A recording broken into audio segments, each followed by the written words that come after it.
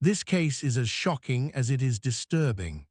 A young man, Bryce Thomas, stands before the court facing multiple felony charges, from stealing firearms out of police cars to indecency with a child by exposure.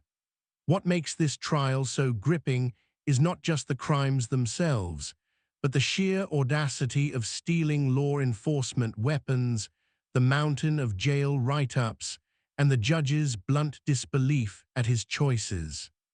All right, sir, you're Bryce Thomas.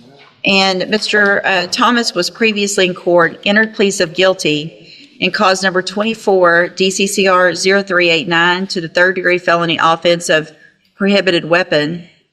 Cause number 24, DCCR 0390, also a third-degree felony of possession of a prohibited weapon. Cause number 24, DCCR 0391, pled guilty to the state jail felony offense of theft of a firearm. Cause number 24, DCCR 0392, pled guilty to the lesser offense of indecency with a child by exposure, also a third-degree felony. There was no plea agreement. I have received and reviewed the pre-sentence report. Has everyone had an opportunity to review that report? State action. In addition, there is also the largest packet I've ever received of jail incident reports in a case. Did everyone have an opportunity to review those? Yes, I took an evening and 35 pages. yeah, one evening good. State reviewed all 35 pages. In addition, the state has filed a state sentencing memorandum. Mr. Burbank, did you receive that and were you able to review it? Okay. Anything else, any objections or corrections? The defense begins by painting Thomas as a very young kid who fell off a cliff fast. His lawyer highlights that the stolen weapons, many belonging to law enforcement, were recovered and returned, trying to cast the incident as less harmful than it appears. But what stands out here is the subtle plea for leniency, probation, accountability, and a chance to grow up. The strategy: lean into youth, immaturity, and potential rehabilitation. Or additions to the report? No, sir. All right, Mr. Burbank, you may proceed. Your Honor, this is a very young kid that in a very short period of time jumped or stepped off the cliff and got himself in a lot of trouble. I will represent to the court that I was encased by his family. One of my issues was the recovery of the weapons because they were law enforcement. I will represent to the court that immediately, mysteriously, weapons ended up in my office in the front hallway and were returned to the sheriff's department. And I'd like the court to take notice that those weapons are off the street and back into the department. Could you speak up a little bit, please? Oh, back into the department. We go open because I do not have a recommendation. You can place him on probation for a period of 10 years and see what he does. These are third-degree felonies that I can do. At the very end, state jail has a rule, the theft of the firearm. You could put him in a state jail for the period of time and put him on probation for the other one. I would ask that if you are going to start him to the penitentiary, that maybe in reference to the sexual offense, if you do place him on probation, so that we can have some accountability for him once he got out for a period of time. That would give the court maybe whether or not he's learned his lesson. Now, as you peruse through the 39 pages of incident reports, and I'm not trying to be funny, and I've talked at length with Mr. Thomas about those, and he'd like to address the court on those. It is what it is, and that's not behavior of whether or not he would be able to follow the court's order if he can't follow what's going on in jail for a period of time. Reference to probation. I would ask that the court would ask Mr. Thomas. Yeah, go ahead. You have something to say? When Thomas himself speaks, his defense collapses into a few raw words. I'm young and dumb. But the judge fires back immediately, refusing to let that excuse slide. The bench reminds him, growth comes from learning, not repeating the same mistakes. And with dozens of disciplinary write-ups in jail, the judge makes it crystal clear. If you can't follow rules inside, how can you be trusted on probation outside? Who do I have to say? I could just say it's just young, dumb, just being in jail at a young age, not really knowing what I said. I got write-ups. Yeah, but once you get several write-ups, the whole point of growing up is to learn from your mistakes. So if you keep getting write-ups, then you can't just say I'm young and dumb, so I keep getting write-ups. I don't disagree that you're young and dumb, but this is ridiculous. I know our jail cannot wait for you to get out. Cannot wait. Mr. Coleman? Yes, Your Honor, I'll be brief since I put everything, I made the state's position clear in our sentencing memorandum. I'd like to briefly shift the focus. The state shifts the spotlight to the core crime, stealing firearms straight out of police vehicles. Not only were the weapons stolen, but some were modified with a Glock switch, turning them into fully automatic weapons. The prosecutor calls it an arsenal stolen by a 17-year-old working alongside a juvenile partner. The warning is chilling. These guns could have ended up in the hands of criminals, used against officers, or unleashed on the streets. From the write-ups to the underlying facts in the state's Yeah. I believe are Stealing out of cop cars. stealing from patrol vehicles, at least 2 patrol units, Your Honor. Detective Matt Dixon is here if you want to hear more details from the detective. But Your Honor, I think the audacity, the boldness to steal these weapons from a police car goes to show what exactly the nature of this defendant is and what we're dealing with here. And even more than that, Judge, it appears from the underlying facts that the defendant may be implicated in a series of other car burglaries. We've got a Glock switch that converted one of those weapons into a fully automatic weapon. He was conspiring with another juvenile, a 16-year-old, to steal the weapons, which a photograph is attached to my sentencing memorandum if you've seen it. This was nothing less than an arsenal that these kids amassed, Judge.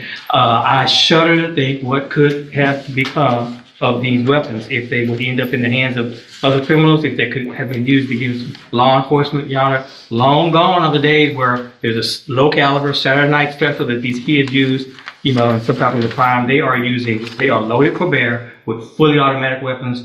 I'd ask the court to make an example out of this defendant.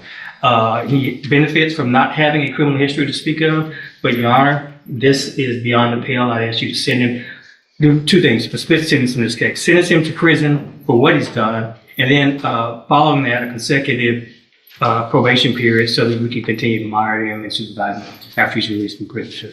Thank you, Your Honor. So I wanted to make sure, Mr. Coleman, I've done this type of sentencing that you're asking for on some different cases. I think the probation period, if I sentence him to probation today, I don't know that I can make that consecutive. So I think I believe you can, Judge, and if you need to recess this proceeding, I can get you case law in pretty short order. I think because when would it start? it will start after he finishes his period of incarceration. Okay. So whatever I give him, if I do prison, and then I say it's consecutive with a probation, and does it matter if it's a straight or a, I don't believe so either, Judge. But again, I'm happy to get you some case. No, I appreciate the idea. Again, we've done it sometimes. What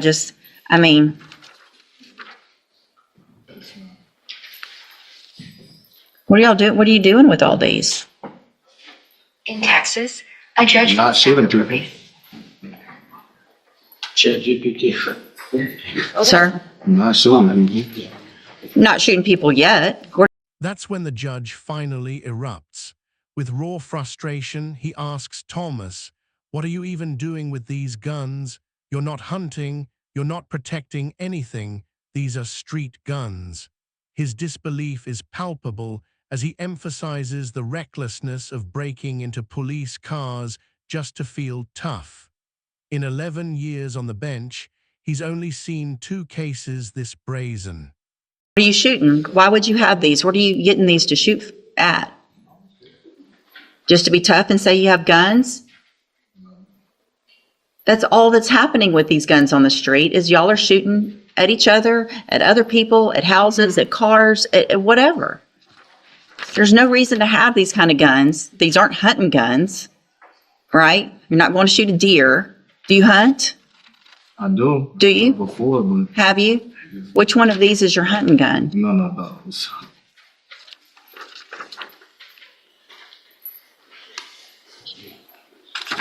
You thought you were pretty bad breaking into a cop's car, didn't you? That is some nerve. I mean, seriously, you're the second person I've had in 11 years that has had the nerve to do that.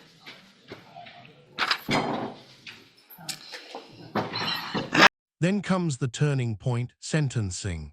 The judge rejects the state's 5-year recommendation, declaring it simply not enough. Instead, he hands down 2 7-year prison sentences for possession of prohibited weapons and a 2-year sentence for theft of a firearm. But there's a twist. On the indecency with a child by exposure charge, the court defers prison time, opting instead for 10 years of probation and mandatory sex offender treatment. Here's what I'm going to do, because I agree with Mr. Coleman. I would like, at least in the indecency case, to get treatment and probation on that case so that we know you're not going to go make that type of bad decision again. But I'm not giving you probation on everything. You're going to you want to change your life and do better and not be young and dumb, you're going to have some time to figure that out.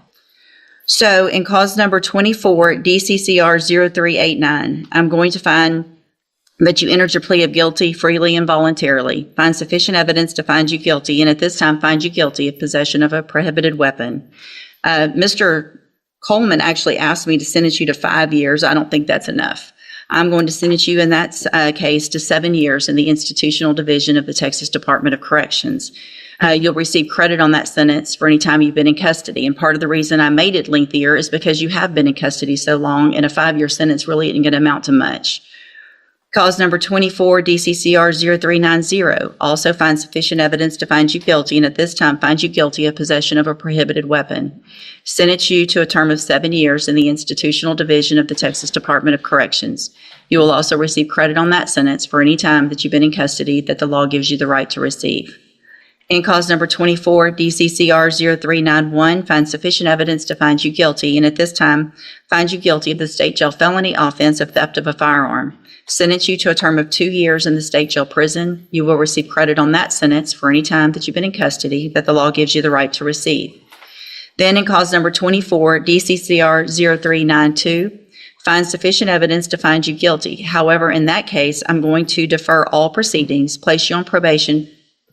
No, that's the third. I'm going to find you guilty of that offense, sentence you to a term of 10 years in the institutional division, but I'm going to suspend that and place you on probation for 10 years. Can I address the court on that? Mm-hmm. With a defer, though, with the registration, it would, if he did comply after he got out, that he may have a chance instead of a conviction. He's already got 3 convictions. Well, The I fourth. understand that, but a sexual kind of. May I respond, Judge? That is a reduced plea to a reduced charge. I agree. I want to ask. Can I give a straight on indecency though? Hold on. I think it has to be deferred. Hold on.